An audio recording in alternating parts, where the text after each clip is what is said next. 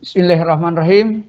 Assalamualaikum warahmatullahi wabarakatuh dan selamat pagi. Anak-anakku yang saya banggakan, alhamdulillah syukur pada pagi hari ini, hari Senin 12 Oktober 2020, kita dipertemukan kembali dalam kegiatan pembelajaran daring sesi kedua hari ini untuk mata pelajaran pendidikan Pancasila dan Kewarganegaraan. Bapak berharap anak-anakku sehat-sehat semua, anakku tetap terjaga semuanya, tetap dalam lindungan Allah Subhanahu wa Ta'ala, sehingga tetap bisa ikut hadir berpartisipasi dalam kegiatan pembelajaran hari ini. Bapak berharap semua bisa terlibat untuk pertemuan kita pada hari ini.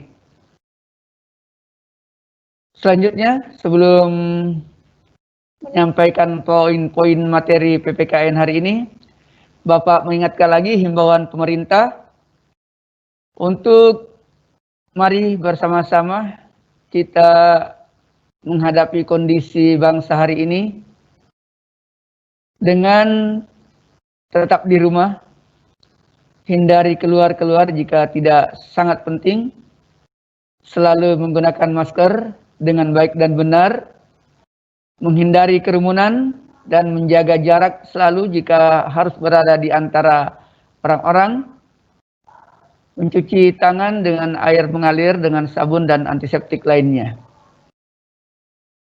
Insyaallah dengan kita bersama, maka persoalan bangsa ini minimal bisa diringankan sehingga penyebaran COVID-19 ini tidak semakin bertambah. Ini penting untuk anak-anakku dan ini mohon tidak dianggap remeh, tidak dianggap sebagai mainan, tetapi melihat bahwa ini persoalan bangsa yang membutuhkan kemauan untuk merubah mindset, ya, merubah pola pikir kita untuk tidak terbiasa selalu keluar-keluar jika tidak ada hal yang penting. Baik, untuk selanjutnya kita akan membahas tentang hakikat dan teori kedaulatan. Ini sambungan dari pertemuan minggu lalu. Jadi Bapak beri nama part 2, pertemuan kedua untuk hakikat dan teori kedaulatan. Hari ini adalah pertemuan ke-8 kita yang daring. Dan Bapak punya catatan-catatan anak-anakku yang terlibat maupun yang tidak terlibat. Tujuan pembelajaran, kalian memahami tentang apa sih kedaulatan itu, ya, pengertian kedaulatan, membedakan antara kedaulatan keluar dan kedaulatan ke dalam, kemudian tujuan negara, juga bisa memahami sifat-sifat kedaulatan, serta teori-teori kedaulatan yang ada. Itu untuk pertemuan kita pada hari ini, di pukul 9.22. Ini Bapak sudah pernah tayangkan minggu lalu. Ini gambaran ketika orang berbicara tentang kedaulatan, maka demokrasi dan pemilu adalah bagian yang tidak terpisahkan. Nah, kenapa? Mungkin muncul pertanyaan, kenapa? Ya, karena disinilah rakyat memilih wakil-wakilnya, memilih orang-orang yang akan diberi mandat oleh rakyatnya untuk melanjutkan aspirasi, ya, melanjutkan kehendak rakyat, ya, melalui mereka yang duduk di lembaga-lembaga perwakilan, khususnya di DPR dan DPD. Jadi itu keterkaitannya, pemilu kedaulatan rakyat, ya, karena rakyatlah yang memberi mandat kepada mereka yang duduk DPR. Oleh karena itu mestinya, ya, normalnya wakil-wakil kita yang duduk DPR itu akan memperjuangkan, akan mendengarkan, dan akan melanjutkan keinginan rakyat. Nah, di beberapa hari terakhir ini, kalau anak memperhatikan kondisi bangsa ini, apa yang terjadi? Terjadi apa? Demo di mana-mana, demonstrasi di mana-mana. Kalau orang demo tentu ada yang membuat mereka demo. Ada suasana, ada hak-hak mereka yang tidak terdengarkan, tidak terpenuhi. Lalu mereka turun ke jalan. Apakah itu boleh? Bolehkah rakyat? Ya, misalnya kalau sekarang yang banyak turun itu buruh, ya karyawan dan mahasiswa. Boleh nggak kita turun demonstrasi? Ya itu salah satu dibenarkan, undang-undang membenarkan demonstrasi, ya, pawai, mimbar bebas,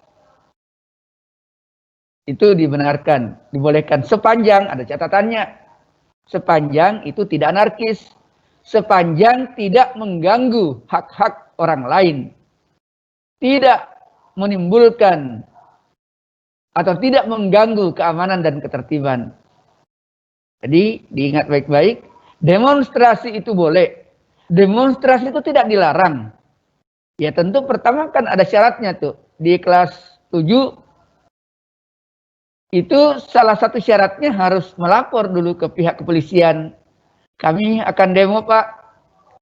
Tempatnya dicantumkan, jadi buat surat ya ke kantor kepolisian, pihak yang berwajib dengan mencantumkan mau demo di mana, siapa pesertanya, berapa jumlah pesertanya, jam berapa sampai jam berapa, rute mana yang dilalui, apa yang mau didemokan, dan siapa penanggung jawabnya. Itu harus dicantumkan. Kenapa harus dicantumkan dalam surat permohonan izin itu? Agar pihak keamanan bisa membantu mengantisipasi. Misalnya kalau itu menggunakan jalan raya, ya jangan jalanan itu tutup. Kayak dibagi, beri kesempatan untuk pejalan kaki. Ini namanya tidak mengganggu hak-hak orang lain. Kalau demonstrasi dan menutup jalan, menutup sama sekali ya jalan, itu sudah mengganggu hak-hak orang lain namanya. Lalu berapa jumlah pesertanya itu harus dilaporkan. Oh sekian ribu perkiraannya. Sehingga polisi bisa membantu mengantisipasi. Ikut mengawal, menjaga keamanan dan ketertibannya. Di mana? Nah, ini penting. Di mana mau demo? Oh di depan rumah sakit? Nggak boleh. Oh di depan ini peralatan TNI, kantor tempat peralatan penyimpanan barang-barang alat-alat perang, nggak boleh. Mau demo di bandara juga nggak boleh. Jadi tempat itu harus dicantumkan. Pak mau demo di kantor DPR, ya itu boleh, silahkan karena memang tempatnya. Karena ada beberapa tempat yang tidak diperkenankan untuk dijadikan tempat demonstrasi. Yang mana itu? Ya, fasilitas kesehatan, rumah sakit. Kenapa nggak boleh demo di rumah sakit? Itu kan rumah sakit kan orang sakit di situ, orang perlu istirahat, perlu ketenangan. Jangan sampai gara-gara orang sakit, stroke, atau jantung, lalu demo ribut-ribut luar meninggal. Jadi demo itu tidak boleh di fasilitas kesehatan, fasilitas umumnya, misalnya fasilitas kesehatan tadi rumah sakit, tidak boleh. Itu satu. Yang kedua, fasilitas umum yang lain, misalnya untuk bandara, itu tidak boleh. Bandara, pelabuhan, apalagi kalau untuk kereta api itu, tempat kereta api, stasiun kereta api. Jadi itu ya terminal, kan tidak ada pentingnya di situ demo. Mau demo untuk siapa? Ke situ. Itu kan banyak masyarakat di situ yang berkepentingan. Itu. Nah, kemudian termasuk fasilitas TNI, penyimpanan persenjataan dan lain-lain, karena itu berisiko. Jadi itu tempat-tempat, makanya dalam membuat laporan untuk pelaksanaan demonstrasi itu ya harus melapor dan menyampaikan tempatnya di mana. Lalu penanggung jawabnya siapa? Siapa penanggung jawab untuk demo hari ini misalnya tercantumkan? Sehingga, nah ini pertanyaan kenapa harus mencantumkan? Kan banyak Pak, ya harus ada yang bertanggung jawab. Sehingga jika terjadi apa-apa, maka pihak yang bertanggung jawab itu penanggung jawab akan dipanggil oleh pihak aparat keamanan untuk diminta pertanggungjawabannya. Oh, katanya tidak akan anarkis. Kenapa banyak kerusakan ini? Kenapa kantor-kantor penuh dengan cat ini? Ada kantor DPR penuh pilok, penuh cat dan lain-lain. Nah, itu kan harus ada yang bertanggung jawab. Jadi ini sedikit pengantar buat anak sekalian supaya tidak ini. Oh ada demonstrasi, kok tidak dilarang? Ya sepanjang ada izinnya diperkenankan. Yang tidak diperkenankan itu adalah demonstrasi yang tidak punya izin. Jadi jika tidak ada izinnya, tidak ada surat pemberitahuan minimal 2 kali 24 jam sebelum demo, itu tidak dibenarkan. Dan itu pihak keamanan, dalam hal ini kepolisian, berhak untuk membubarkan secara paksa. Jadi demonstrasi itu tidak sembarang. Ya, itu sekedar pengantar buat kalian, karena ini banyak anak sekolah yang ikut juga. Ada anak SMA, ada mahasiswa, ada buruh. Nah, kalian belajarlah membuka-buka YouTube itu, melihat dan membaca, mencermati. Kenapa sih anak SMA, SMK juga ikut demo? Apa karena ingin eksis, ingin terlihat tampil, atau karena memang merasa terpanggil sebagai bagian dari bangsa ini? Nah, di sini sebagai anak remaja, kalian sudah belajar melihat persoalan-persoalan bangsa ini. Nah, lalu ini juga tentang lembaga-lembaga negara. Lembaga negara ini kita akan bahas insya Allah 2 minggu yang akan datang lagi.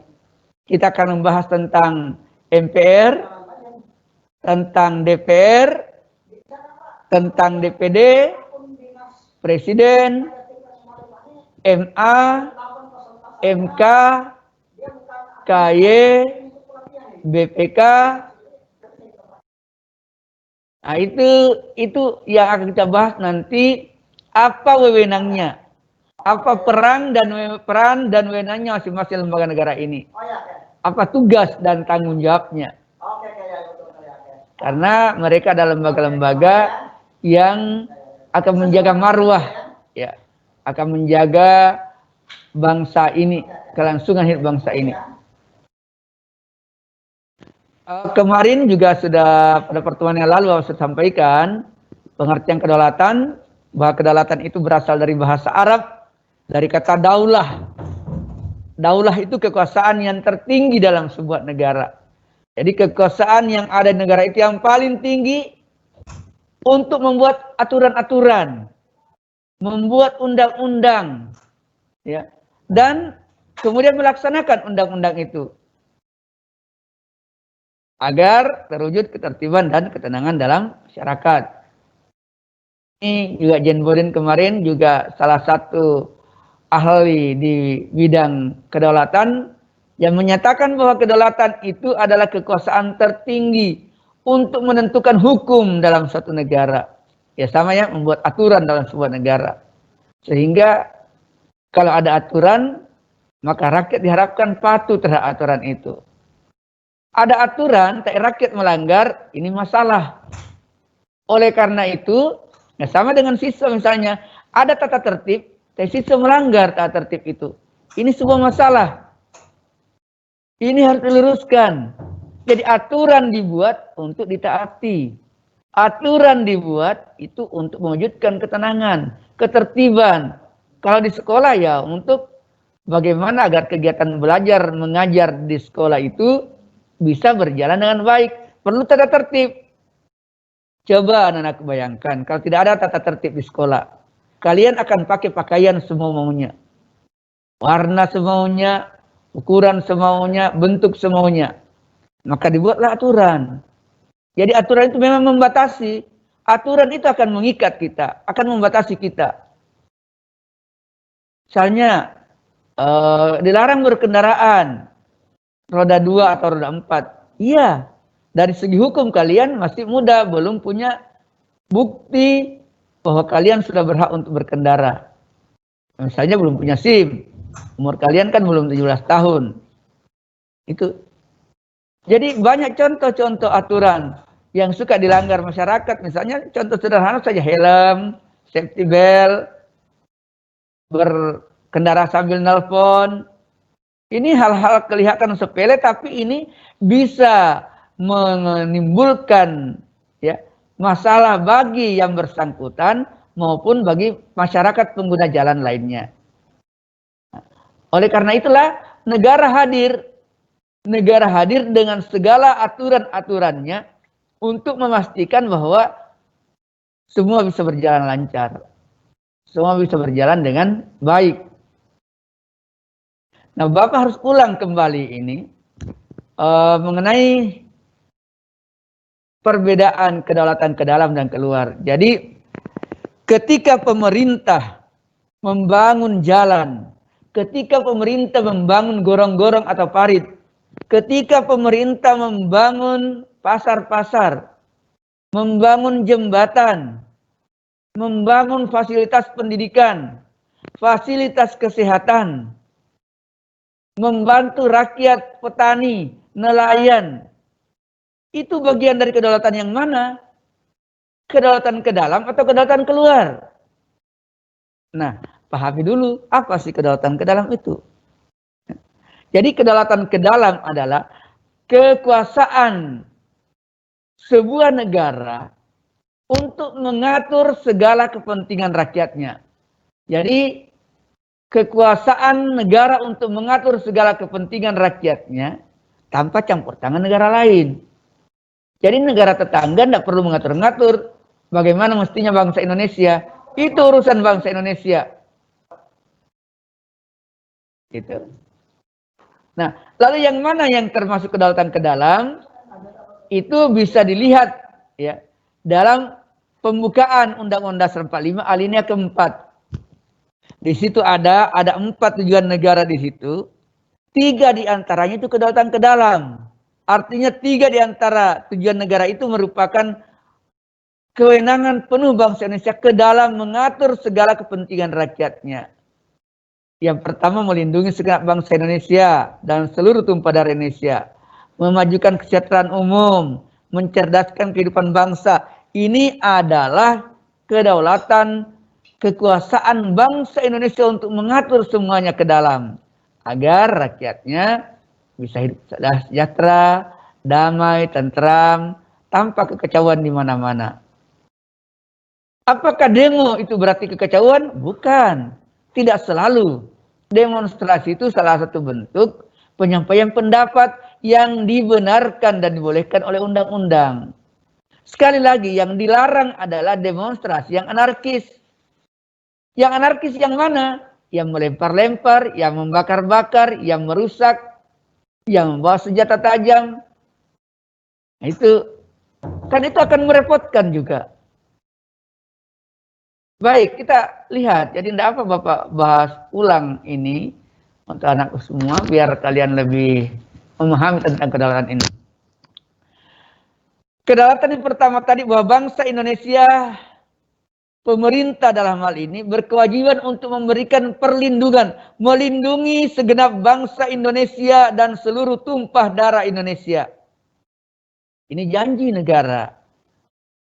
Ini janji pemerintah untuk memberikan perlindungan, memberikan rasa aman kepada seluruh rakyatnya tanpa kecuali. Ingat, tanpa kecuali, dari Sabang sampai Merauke, dari perkotaan sampai ke pedesaan. Tidak boleh ada kelompok-kelompok yang menyerang kelompok-kelompok yang lainnya. Entah karena perbedaan agama, perbedaan paham, perbedaan politik, perbedaan haluan, dan lain-lain. Karena negara ini negara hukum. Itu. Jadi akan memberikan perlindungan. Nah, sama saya kembali ke demonstrasi tadi. Jadi itu demo kadang kan akhirnya rakyat berhadapan dengan petugas keamanan. Ini kan serba salah juga ya. Kasihan juga polisian dibantu dan aparat TNI turun tangan untuk menjaga, bukan untuk menyakiti rakyat, bukan. Itu untuk menjaga, memastikan bahwa demonstrasi itu berjalan dengan baik. Lalu kenapa kadang ada kasus, ada kejadian-kejadian mahasiswa berkelahi, dipukul, mahasiswa membakar, mahasiswa ditangkap dan lain-lain. Ya mungkin ya karena melempar, membakar, itu kan tidak boleh memang. Ini menjadi dilema buat petugas kita, bapak-bapak dari kepolisian, TNI, perlu kesabaran menghadapi mahasiswa dengan usia-usia yang masih muda, dengan tingkat kemampuan mengontrol dan mengendalikan diri yang masih terbatas. Perlu kesabaran aparat kepolisian, aparat TNI untuk tetap netral, untuk tetap bertugas memastikan bahwa keamanan dan ketertiban tetap terjamin. Gitu. Yang kedua, ini tadi memajukan kesejahteraan umum. Pemerintah berkewajiban mensejahterakan rakyatnya. Pak, sekarang kok rakyat banyak yang kesulitan. Apalagi di masa pandemi COVID-19 ini. Ini kondisi bangsa ini. Maka pemerintah harus hadir. Pemerintah tidak bisa lepas tangan dan membiarkan rakyat dilarang keluar, tapi tidak ada bantuan. Nah, pemerintah kan sekarang memberikan bantuan banyak dalam berbagai bentuk ya. Bantuan-bantuan baik sembako maupun bantuan uang tunai langsung yang diberikan kepada mereka-mereka yang terdampak langsung dengan musibah ya, bencana penyebaran COVID-19 di Indonesia ini. Nah, karena di situ yang pemerintah harus hadir, pemerintah harus ada. Ini loh, negara ada, pemerintah ada ketika rakyat bermasalah. Minimal membantu meringankan. Mungkin tidak akan semuanya, tidak akan terpuaskan, tetapi ada upaya, ada usaha dari pemerintah untuk membantu rakyatnya. Dengan kondisi sekarang kan kesulitan ekonomi di mana-mana. Orang nggak boleh keluar-keluar juga, dibatasi keluar. Mereka yang jualan hari-hari seperti apa? Yang keliling kampung jual-jualan seperti apa? Ini semua penghasilannya menurun. Kita tidak bisa menyalahkan keadaan seperti ini. Ya harus disikapi. Harus mengambil sikap yang tidak merugikan siapa-siapa. Jadi membantu mengatasi. Nah, disinilah anak-anakku semuanya, ini kan kondisi yang tidak nyaman ini.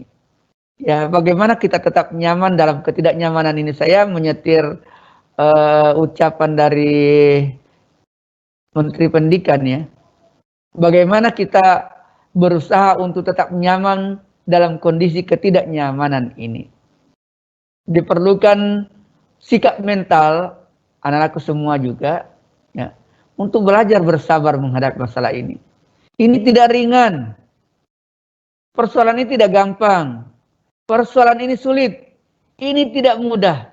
Tetapi ini bisa dijalani. Ini bisa dihadapi. Asal kita bersama. Kita harus banyak bersyukur. Bersyukur mensyukuri semua nikmat ini. Kondisi ini. Negara-negara lain masih banyak lebih parah lagi. Nah, sekarang mari kita menghadapinya bersama. Salah satu diantaranya tadi itu berdiam di rumah. Tidak selalu keluyuran kemana-mana jika tidak penting. Tetaplah di rumah. Kalau di rumah ada fasilitas wifi, digunakan dengan baik untuk belajar. Mencari info-info, termasuk bagaimana menyiasati kondisi penyebaran COVID-19 ini. Jadi pembelajaran kita hari ini yang daring, ini bukan hanya SMP 1 yang mengadakan. Bukan supaya SMP 1 dikenal. Inilah sementara yang bisa dilakukan. Karena kita juga dilarang mengumpulkan orang dalam jumlah banyak untuk menghindari penyebaran tadi itu. Karena kan kita tidak tahu siapa yang menyebarkan. Apalagi kalian yang muda-muda itu kan tidak nampak itu, tidak ada gejala kelihatan. Bergabung dengan orang tua dari luar, ketemu di sekolah, itu kan bisa parah. Nah, jadi pembelajaran daring ini solusi. Memang tidak banyak sekolah yang bisa melakukan seperti yang kita lakukan. seperti yang dilakukan SMP 1 ini tidak banyak. Maka itu disyukuri. Kalian bisa langsung mendengar gurunya, melihat tayangannya, ya. Inilah yang diharapkan anakku untuk bersabar. Makanya selalu ingatkan untuk bergabunglah di pembelajaran, karena tidak ada kesempatan, kita tidak tahu kapan berakhir kondisi ini. Apakah sampai Desember atau 1 tahun ajaran. Ya, kita berharap dan berdoa semuanya mudah-mudahan ini cepat berakhir. Jadi ini upaya-upaya yang ditempuh pemerintah, sejahterakan rakyatnya. Bantu kalau di bidang pertanian nih, bantu dengan ya bibit unggul, pengadaan bibit unggul, penyediaan pupuk. Ya, jadi artinya kalau masyarakat mau beli pupuk ada dengan harga yang terjangkau. Panen, hasil panennya ada yang beli. Jangan begitu panen semua jadi murah. Kan kasihan dengan petaninya. Ini untuk panen, dari nanam sampai panen butuh waktu 3 bulan. Tidak mudah. Dengan segala gangguan-gangguan hama, misalnya tikus, burung, walang sangit, dan lain-lain. Demikian juga bangsa Indonesia ini kaya. Di sektor kelautan kita itu negara yang sangat kaya dengan sumber daya alam yang melimpah. Nah, tapi nelayan kita masih banyak yang menggunakan alat-alat tradisional, perahu-perahu kecil, itu perlu dibantu memang, ya, perahu dengan pakai mesin. Perlu dibantu hasil-hasil mereka ditampung, ada yang menampung, yang beli. Di bidang peternakan, ini perlu dikembangkan. Kaltim ini bisa mengembangkan peternakan ini. Ya, asal kita punya niat, punya keinginan untuk betul-betul mensejahterakan rakyat, betul-betul ingin melihat rakyat sejahtera, maka semua bisa dilakukan. Kaltim ini walaupun tanahnya banyak mengandung zat asam, ya tidak seperti di Pulau Jawa, masih bisa dikembangkan, diolah. Ya. Nggak usah inilah, kalau kalian anak-anak melihat daerah gurun di Arab Saudi sana, negara sekitarnya itu disulap jadi hijau. Apalagi bangsa Indonesia yang ada aja musim hujannya, yang airnya cukup banyak melimpah. Perlu memang niat tulus dari para pemegang kebijakan untuk betul-betul fokus dan concern mensejahterakan rakyatnya. Di bidang pendidikan, ini wajah-wajah anak-anak kita, wajah-wajah adik-adik kalian, wajah-wajah ceria mereka ya, tersenyum menatap masa depannya. Harus itu. Kalian harus selalu yakin dengan impian-impian kalian akan terwujud. Bahwa apa yang kalian cita-citakan akan terwujud, itu harus selalu ditanamkan. Pikiran-pikiran positif. Jadi jangan selalu takut mengkhawatirkan masa depannya. Jadi ada konsep, jangan mengkhawatirkan apa yang belum dilalui. Tapi belajarlah mensyukuri apa yang kita miliki. Kalian sekolah di SMP 1 itu kesyukuran. Harus syukur. Sekolah dengan bangunan yang besar, luas, guru-guru yang berkualitas. Bukan berarti sekolah lain tidak berkualitas gurunya. Kalian mendapatkan perhatiannya lebih di SMP 1 ini. Kalian mulai dari pintu gerbang sudah diurusi sampai kalian pulang. Sampai sholatnya, ibadahnya. Itu bentuk perhatian.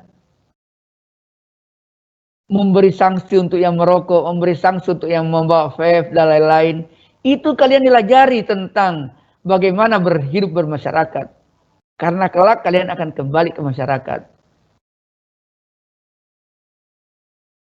Ya, ini makanya di SMP 1 kalian juga ditanamkan pendidikan karakter.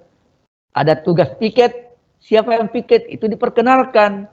Entah kalian itu berasal dari keluarga ekonomi menengah ke atas, entah dari keluarga kurang mampu, harus belajar mengenal tugas dan tanggung jawab. Piket kelas itu satu contohnya.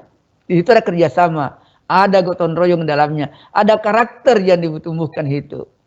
Karakter untuk bekerja bersama, karakter untuk bertanggung jawab. Pagi kalian sudah masuk, ada ibadah, ada ngaji, ada baca kitab-kitab suci, ada sholat duha. Itu adalah karakter-karakter religius yang ditanamkan di sekolah. Ada upacara bendera, itu karakter nasionalisme ada di situ. Hari Jumat ada kerja bakti, peduli lingkungan. Jadi sekolah ini mestinya anak-anakku jangan dianggap sebagai penjara. Sekolah itu menjadi taman. Taman kalian untuk bermain, taman untuk mendapatkan teman, untuk bekerja. Sama-sama datang ke SMP 1 nantinya, sama-sama belajar di dalamnya, sama-sama berbagi, dan akhirnya keluar pun sama-sama sukses. Itu harapan kita. Harapan Bapak Ibu guru, Bapak kepala sekolah, dan segenap orang-orang di SMP 1. Ya. Semua mengharapkan tidak ada guru yang menginginkan muridnya tidak berhasil. Selalu guru itu saya mendoakan kesuksesan, ketercapaian. Jika ada guru yang marah, marahnya itu adalah untuk kebaikan kalian. Karena guru juga adalah orang tua kalian, orang tua kedua. Bersyukurlah, ini saya katakan bersyukurlah, kalian tidak perlu menghadapi kondisi seperti ini. Menyeberang sungai dengan arus yang deras, harus basah-basah, ya, harus digendong, harus diangkat. Bukan cuma siswanya, gurunya. Lihatlah perjuangan ini. Dan inilah yang Bapak katakan, kalian belajar bersyukur dengan kondisi ada. Jalanan yang rata, luas. Tidak perlu berhadapan dengan alam seperti ini. Nah ini ada di perkemahan pramuka. Ini mereka bukan lagi pramuka, kayak kita pramuka, bukan. Ini hari-hari untuk menyeberangi alur sungai tanpa jembatan. Ini hanya berbekal, ya jembatannya sudah runtuh ini, sudah rusak. Belum ada perbaikan penggantian. Mereka harus ke sekolah. Ya mereka dengan menggelat gitu berpegangan dengan segala resikonya. Resiko jatuh. Ya. Kalian tidak perlu lepas sepatu ke sekolah. Di sana anak-anak di daerah-daerah pedalaman itu harus lepas sepatu. Sepatu kaos kaki lepas. Coba lihat belajar dengan, ya ini bukan kandang ya. Ini bukan kandang ayam. Ini adalah sekolah yang dengan segala keterbatasannya tetap aja anak-anak semangat belajar. Seragamnya tidak sama, pakai sendal. Ya kondisi bangunan sekolahnya sangat tidak layak untuk pendidikan, tapi ini tetap dijalani mereka. Bangku-bangku mereka tidak sama dengan kelas-kelas kalian. Atap mereka, atap sekolah. Ini digabung, ini berapa kelas bergabung dalam satu bangunan sederhana. Mereka tetap bahagia kelihatan. Maka bersyukurlah anakku sekalian. Enggak perlu manjat-manjat menggelait seperti ini. Tidak perlu seperti ini. Ya. Jadi ini di sini penting kesyukuran kalian. Ya, anak-anakku penting belajar mensyukuri. Ya. Kalau kalian tidak bersyukur dengan hidup ini, kalian akan kekurangan terusan. Kalian selalu akan melihat orang lainnya lebih. Maka belajarlah jangan selalu menengadah ke atas, belajar menunduk. Ya. Kalau anak-anak selalu menengadah, selalu melihat orang yang lebih-lebih, itu sulit bersyukur. Kalian menunduk. Lihatlah orang-orang di sekitar rumah anak-anakku. Orang-orang yang hidupnya lebih susah dari kalian. Orang-orang yang tidak punya kendaraan. Orang-orang yang hanya punya sepeda atau yang tidak punya sama sekali. Maka itu disyukuri. Agama jelas mengingatkan. Anak yang paham agama tahu agama apapun itu mengajarkan kita untuk bersyukur. Ya untuk yang Islam jelas. Barang siapa itu dalam Al-Quran, mohon maaf untuk yang non-Muslim, barang siapa yang mensyukuri nikmat kata Allah, akan kutambahkan nikmat kepadanya. Dan barang siapa yang tidak mensyukuri, sungguhnya azabku sangat pedih. La in syakartum la azidannakum wa la in kafartum inna azabi lasyadid. Inna sesungguhnya azabku lasyadid, sangat pedih. Itu agama, bahasa agama itu. Itu bukan bahasa-bahasa itu Bapak hanya melanjutkan karena aku supaya mengingat itu. Kalau orang bersyukur, hidup itu akan terasa tenang. Hidup itu terasa damai. Kita tidak kekurangan. Kalau tidak bersyukur, selalu kurang. Berapapun diberikan itu kurang. Baik, kita lanjut kedaulatan keluar. Jadi kedaulatan keluar itu, tadi kan kedaulatan ke dalam kekuasaan negara untuk mengatur segala kepentingan rakyatnya tanpa campur tangan negara lain. Lalu kedaulatan keluar apa? Kedaulatan keluar kekuasaan negara untuk melindungi, menjaga, ya, melindungi kepentingan rakyatnya, melindungi bangsa dan negara dari segala macam ancaman, tantangan, hambatan, gangguan, ya. Jadi baik dari dalam maupun dari luar. Jadi bangsa ini berhak untuk melindungi, ya, melindungi negaranya, menjaga negara ini, bangsa ini dari Sabang sampai Merauke. Menjaga dari apa? Dari segala macam ancaman, hambatan, gangguan, tantangan. Baik yang sifatnya dari dalam maupun dari luar. Itu tugas siapa? Nah, inilah tugasnya bapak-bapak kita dari TNI. Ya. Jadi termasuk diantaranya ikut perdamaian dunia, mengirim, ya, bangsa Indonesia mengirim tentara, mengirim pasukan perdamaian ke luar negeri, bergabung di PBB, menjadi anggota organisasi-organisasi dunia, itu termasuk kedaulatan keluar. Ya. Misalnya Indonesia menjalin hubungan dengan negara-negara tetangga yang berbatasan darat langsung. Yang berbatasan darat sebelah timur apa?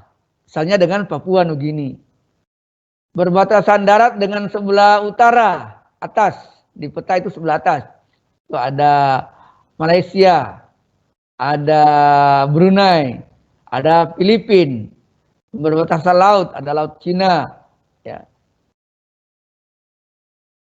Sebelah selatan ada dengan Australia. Ya. Jadi bangsa Indonesia itu mencoba menjalin kerjasama, membuat kesepakatan perjanjian-perjanjian.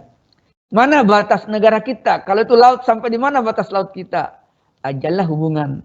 Jadi bangsa Indonesia itu menjalin hubungan keluar, ya, demi kepentingan bangsa dan negaranya. Juga untuk kepentingan perdamaian dunia. Sehingga tidak timbul konflik antar negara. Karena kalau timbul konflik antar negara itu juga merepotkan dan memberi gangguan pada perdamaian dunia.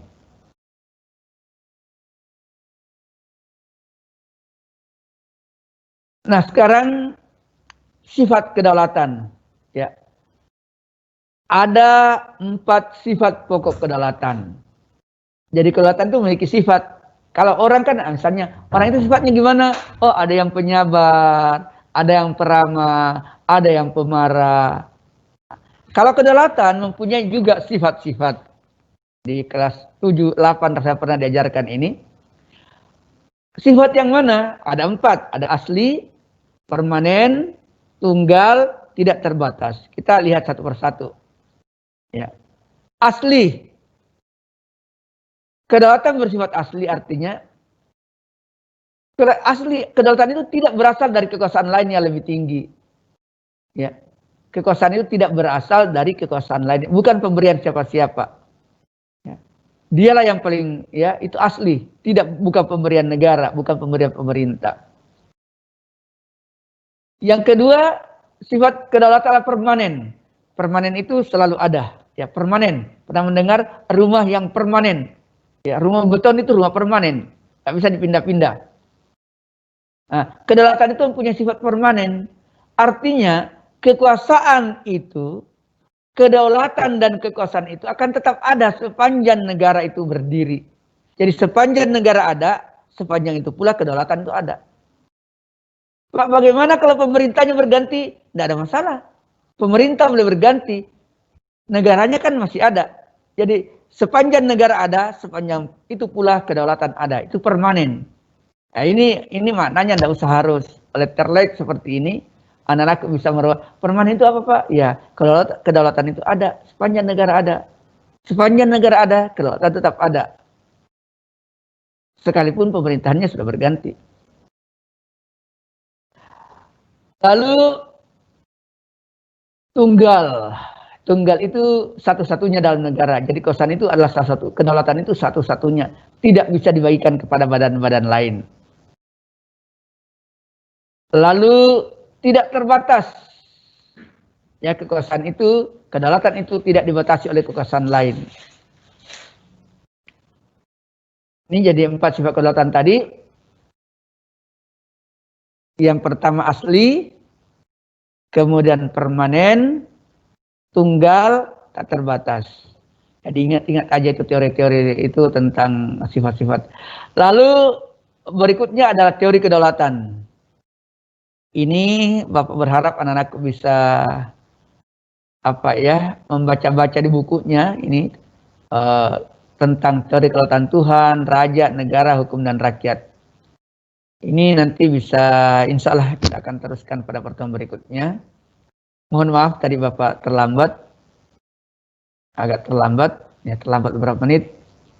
Saya berharap penyampaian materi ini bisa memberikan sepercik tambahan ilmu buat anak-anakku semuanya. Ya, menambah wawasan kalian, menyadarkan kalian pentingnya menjadi warga negara yang baik dan bertanggung jawab.